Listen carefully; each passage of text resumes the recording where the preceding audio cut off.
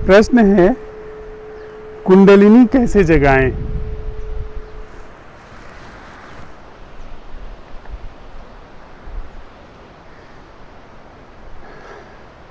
इस प्रश्न में प्रवेश करने से पहले मुझे एक छोटी सी कहानी कहनी है।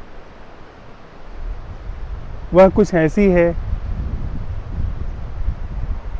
एक सुदूर के गांव में कबीला एक निवास करता था और उस कबीले में यह प्रथा थी कि जब भी कोई स्त्री गर्भवती होती थी तो उसका उत्सव मनाया जाता था। उस स्त्री की पूजा की जाती थी, उसका सम्मान किया जाता था, उसको जहाँ से वह गुजरती थी वहाँ पर फूल बिछाए जाते थे। आखिर एक नए जीवन का आगमन हो रहा है, एक नया सृजन हो रहा है, जहाँ जिस घर में वह स्त्री होती थी उस घर के आसपास फूल लगा दिए जाते थे। जब भी वह कभी बाहर निकलती तो उसे गुलदस्ते भेंट किए जाते थे। लोग मुस्कुरा करके उसका स्वागत अपने घर में अपना बड़ा सौभाग्य समझते थे। उसको फल भेंट करते थे, उसको व्यंजन भेंट किए जाते थे, उसको मिठाइयाँ भेंट की जाती थी। जो भी यथासंभव सत्कार हो सकता था, आदर हो सकता था, वह उस स्त्री का किया जाता था। पूरे 9 माह उसकी पूरा गांव मिलकर के ख्याल रखता था। एक दिन वह स्त्री अपने घर से निकली और साथ में उसकी छोटी बिटिया भी साथ में थी, जो बमुश्किल 6-7 वर्ष की थी।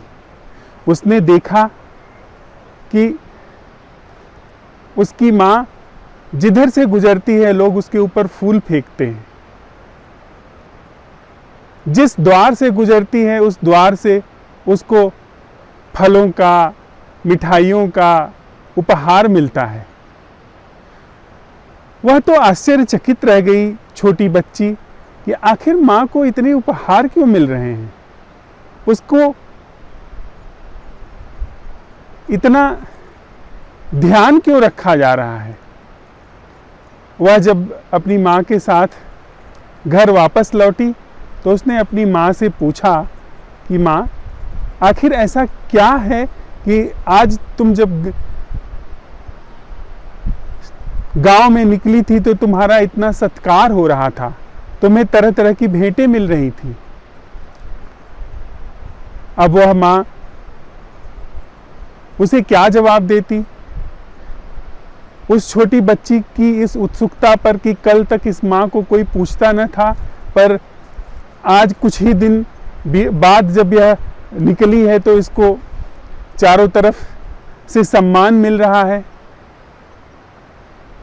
उस माँ ने उसको जवाब दिया, बेटी इस वजह से। उसने अपना पेट दिखाया। वह लड़की चुप हो गई। दूसरे दिन उस लड़की ने अपनी फ्रॉक में अपने सारे खिलौने भर लिए।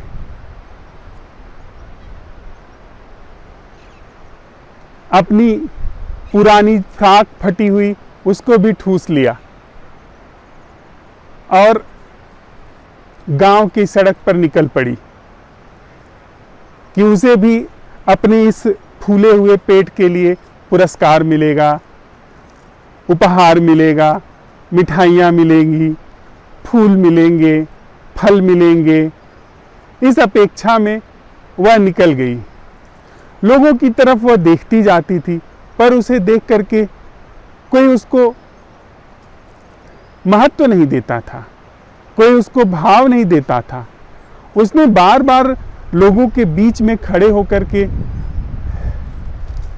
उनका ध्यान आकर्षित करने की भी कोशिश की, बावजूद इसके कोई भी उसको उससे ज़्यादा महत्व नहीं दिया जितना उसके पहले दिया जाता रहा। सुबह से लेकर के शाम हो गई, सारा गांव वह घूमती रही, पर उसे किसी भी तरह का महत्व न मिला, न कोई उपहार, न कोई सत्कार विशेष, न कहीं फल फूल, न कहीं मिठाइयाँ।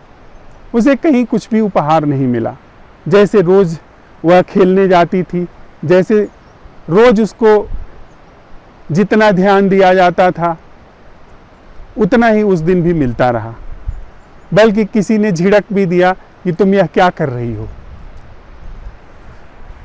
शाम को वह मायूस होकर के जब अपने घर लौटी और अपनी माँ को उसने रोते हुए सारा हाल बताया कि माँ, जैसे तुम निकलती हो, जैसे तुम कल निकली थी, वैसे ही मैं आज निकली थी अपना पेट बड़ा करके, पर मेरा किसी ने ख्याल नहीं किया, मेरी तरफ किसी ने नज़र भी नहीं डाली।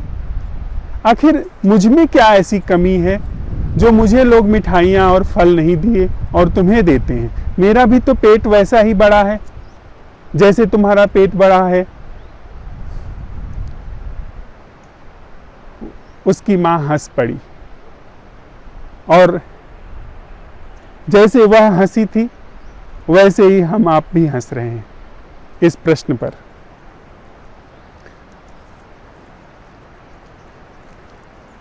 जीवन में जब कोई विराट क्रांति होती है, जीवन में जब कुछ ऐसा घटित होता है जो कि इसके पूर्व कभी भी घटा नहीं था, वह अपरिमेय घटित होता है। जीवन की ऐसी धारा बदलती है जिसमें दुख नहीं होता।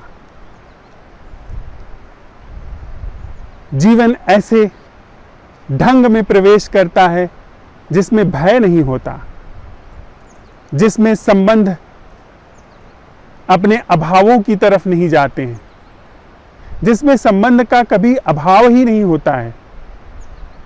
ऐसी दशा में, ऐसी स्थिति में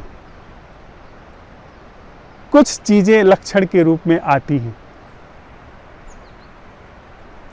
कुछ चीजें बदलती हैं, कभी बदलती हैं, कभी नहीं भी बदल सकती हैं।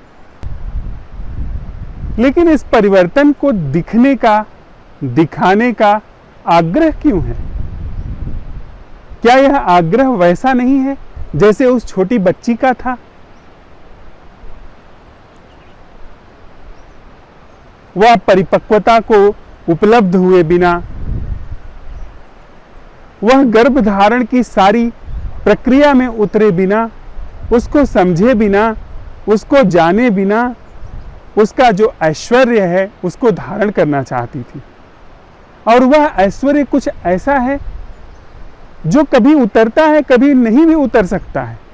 पेट का फूलना कोई अनिवार्य शर्त नहीं है गर्भधारण होने की। कई बार ऐसा होता है कि बहुत सारी स्त्रियों के पेट उतने नहीं फूलते हैं। बहुत सारी स्त्रियों को कई बार ऐसा हुआ है कि प्रसव के अंतिम माह तक भी न पता चला कि वे गर्भ को उपलब्ध हैं। लक्षण महत्वपूर्ण नहीं है, असली जो बात है वह है गर्भधारण। तो हम इतनी चालाक हैं कि गर्भधारण की प्रक्रिया को नहीं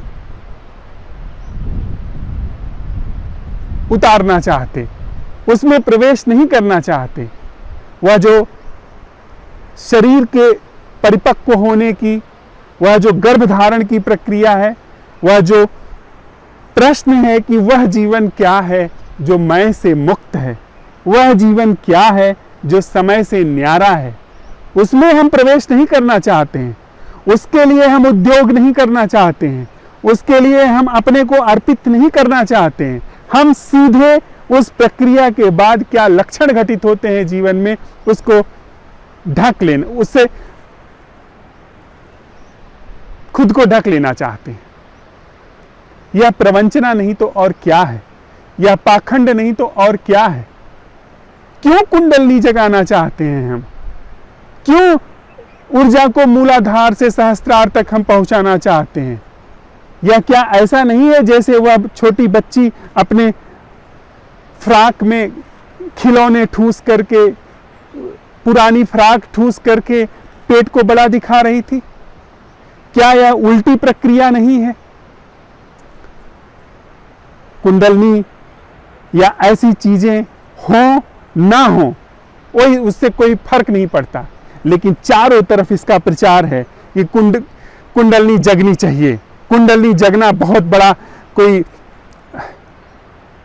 चमत्कार है, कोई बहुत बड़ी उपलब्धि है। वह सब प्रचार हमारे अंदर संकलित होता जाता है।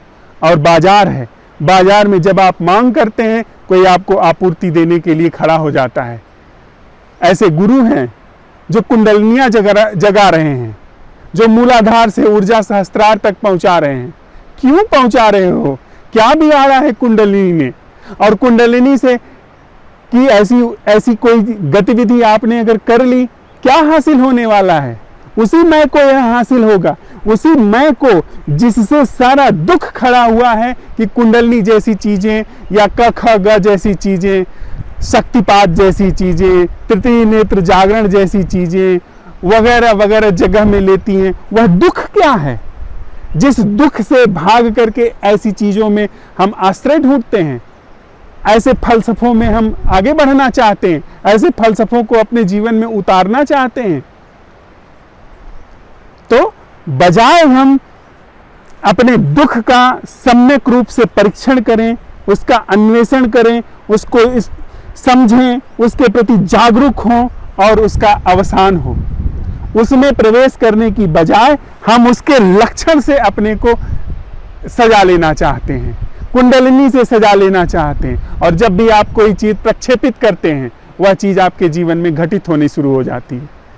मजा ऐसा है कि जिसको कभी मैं का सवाल ही नहीं उठा, जिसने कभी यह सवाल ही नहीं उठाया कि यह मैं जैसी संस्था यह सच भी है, वह भी कुंडलिनी के जागरण को महसूस करने लगता है। वह महसूस करने लगता है कि कोई ऊर्जा है जो उसकी रीढ़ से उठ करके सहस्त्रार खोपड़ी तक जा रही है। वह रंगों को महसूस करने लगता है जो कि सारे सातों चक्रों पर पाए जाते हैं।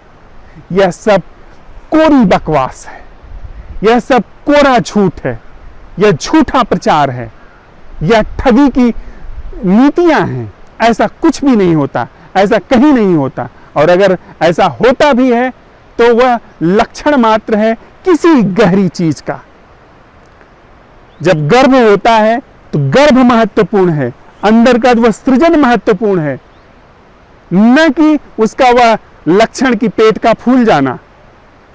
वह स्त्री जब बाहर निकलती थी तो उसको उसके अंदर पल रहे जीवन के लिए महत्व दिया जाता था चारों तरफ, न कि उसके पेट के फूलने के लिए।